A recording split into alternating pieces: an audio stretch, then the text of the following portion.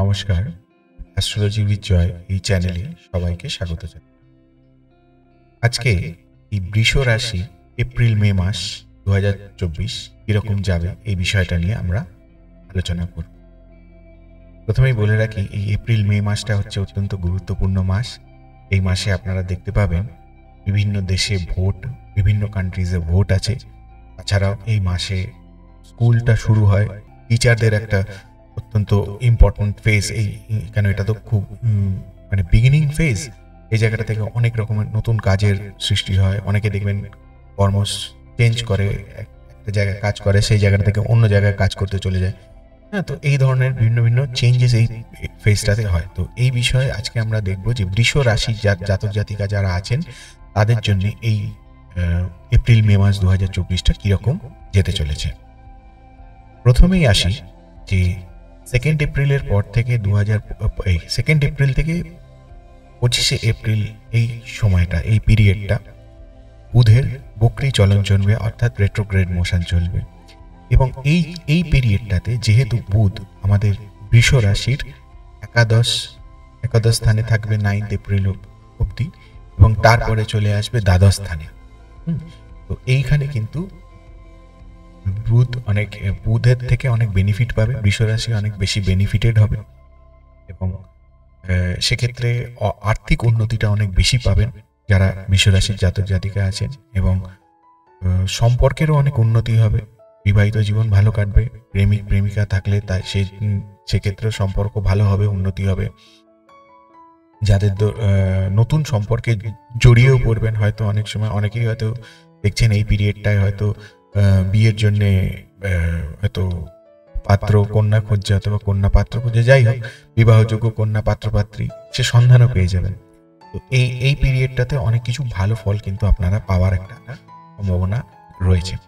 এবারে আসছি এই 13 এপ্রিল 13 এপ্রিলের আগে অবধি এই বৃষ রাশির একাদশ স্থানে থাকবে হচ্ছে রবি। তারপর 13 এপ্রিলের পর বৃষ রাশির দ্বাদশ স্থানে চলে আসবে, অর্থাৎ কিনা মেষ রাশিতে চলে আসবে রবি। এবং এই রবি 14 মে অর্থাৎ 14ই মে চলে যাবে বৃষ রাশি, অর্থাৎ সোজা রাশিতে এসে বসবে। এইবারে এই 13 এপ্রিলের আগে এবং 13 এপ্রিলের পর, 13 এপ্রিলের আগে 13 এপ্রিলের আগে অবধি কিন্তু বৃষ রাশির ক্রিম টাইম। এই সময় কিন্তু রবির থেকেও ভালো ফল আশা করবেন, এবং এই সময় শরীর স্বাস্থ্যের উন্নতি হবে 13 এপ্রিলের আগে অবধি। বা যে কোনো সম্পদ লাভ, বা যে কোনো ধরুন আপনারা সম্পত্তি রেজিস্ট্রি করতে চান বা কিছু করতে চান, এগুলো কিন্তু এই সময় এই পিরিয়ডটায় করতে পারবেন। অনেক ভালো সুখ সমৃদ্ধি বৃদ্ধি হবে, রোজগার বাড়বে, এবং যারা কর্মের জায়গা থেকে চেঞ্জের সুযোগও, ভালো সুযোগ চলে আসবে এদের কাছে।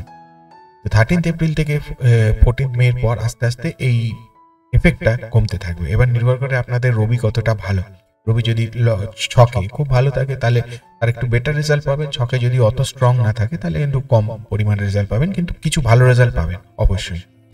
এবং 14 মের পর থেকে আস্তে আস্তে কিন্তু এই পরিস্থিতিটা একটু ডিটোরিয়েট করবে, অর্থাৎ কিনা 14 মের পর থেকে এই যে পরিস্থিতিতে একটা ভালো উন্নতি এসছে বা ভালো রোজগার এসছে, বিশেষ করে ব্যবসায়ীদের ক্ষেত্রে বলছি, 14 মিনিট পর থেকে রোজগারটা একটু তুলনামূলকভাবে হয়তো একটু ডিলে হতে পারে, বা একটু ডিটোরিয়েট করতে পারে, রাদার মানে একটু কম পরিমাণে আয় হলো, এরকম হতে পারে। এছাড়াও বলছি যে মঙ্গল এই বৃষ রাশির 23 এপ্রিলের আগে অবধি থাকবে, বৃষ রাশির দশমে থাকবে, এবং 23 এপ্রিলের পর এটা বৃষ রাশির একাদশে এসে উপস্থিত হবে মঙ্গলের পরিচয়। এবং এই দুটো ক্ষেত্রেই কিন্তু প্রচুর ভালো ফল আপনারা পাবেন। এবং বিশেষ করে এই দেখতে গেলে মে মাসের মে অর্থাৎ মাঝখানের আগে অবধি, অর্থাৎ 14-15 তারিখের আগে অবধি আপনারা বেশ কিছু ভালো ফলাফলই এক্সপেক্ট করতে পারেন। কিন্তু মে মাসের 15 তারিখের 14 তারিখের পরটা যখন হয়ে যাবে, তারপর থেকে আস্তে আস্তে কিন্তু অত ভালো ফল পাওয়ার সম্ভাবনাটা একটু একটু কমে যাবে। এবং এই মুহূর্তে শনি দেবতা বসে আছে বৃষ রাশির দশমে। আচ্ছা, এবারে বলে রাখি, তাহলে ওভারঅল দেখতে গেলে আমরা যেটা দেখতে পেলাম সেটা হলো এপ্রিল এবং মে মাসের মাঝ বরাবর, অর্থাৎ 14 মে অবধি, 14 মে অবধি কিন্তু বৃষ রাশি মোটামুটি ভালো ফলই করবে সব দিক থেকে। শরীর স্বাস্থ্যের দিক থেকে, পড়াশোনা শিক্ষার ক্ষেত্রে ভীষণ ভালো সমস্ত কিছু হবে। সম্পর্কে বা দাম্পত্য জীবনের ক্ষেত্রেও ভালো কিছু হবে, সম্পর্ক সব ভালো দিকেই যাবে। হ্যাঁ, নতুন সম্পর্কে যুক্ত হওয়ার সম্ভাবনাও বাড়বে। এবং এই 14th মে যখন ক্রস করবে তারপর থেকে আস্তে আস্তে বৃষ রাশির একটু প্রভাবটা নেগেটিভ দিকে যাবে, অর্থাৎ কিনা একটু লাভের পরিমাণ কম থাকবে, অর্থনৈতিক উন্নতি কম হবে, অন্যান্য চাকরি চেঞ্জ করতে চাইলে সুযোগটা কম আসবে, এগুলো হবে। 14th মের আগে কিন্তু ভালো সময় আপনাদের আছে, যথেষ্ট ভালো সময় আছে।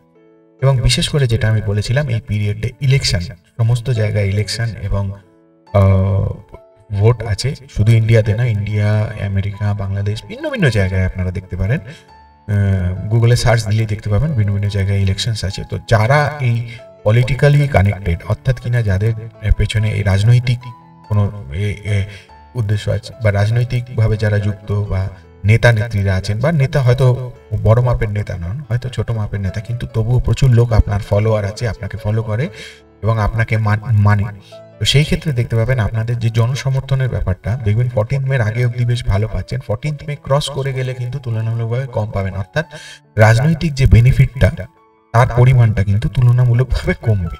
14th মের আগে অবধি খুব ভালো পাবেন, সেটা যে কোনো রাজনৈতিক দলের হতে পারে, যাই হোক। তো এই সুবিধাগুলো কিন্তু আপনারা পেতে থাকবেন। এবারে বলি যারা শখ সংক্রান্ত বিষয়, কারণ এই সমস্তগুলোই আরো ডেফিনেট করে বলা যাবে বা আরো শিওর করে বলা যাবে যখন আপনার শখের ব্যাপারটা আপনারা জানবেন, বা পরিষ্কার ছক বা কোন জন্মকুণ্ডলী করা থাকবে, তখন এটা পরিষ্কারভাবে জানা যাবে। ছক বা এই জাতীয় বিষয় যদি কোনো আলোচনা করতে চান বা কোনো পরামর্শ করতে চান, অবশ্যই এই হোয়াটসঅ্যাপ নাম্বারে যোগাযোগ করবেন। আর আমার ভিডিওটি যদি ভালো লেগে থাকে অবশ্যই, বা আপনি যদি উৎসাহিত হয়ে থাকেন, তাহলে অবশ্যই একটা লাইক দেবেন, আর আপনার মূল্যবান কমেন্ট অবশ্যই আমার কমেন্ট বক্সে করবেন। আমার চ্যানেলটি সাবস্ক্রাইব করে রাখবেন। আজকে এই পর্যন্তই, ধন্যবাদ।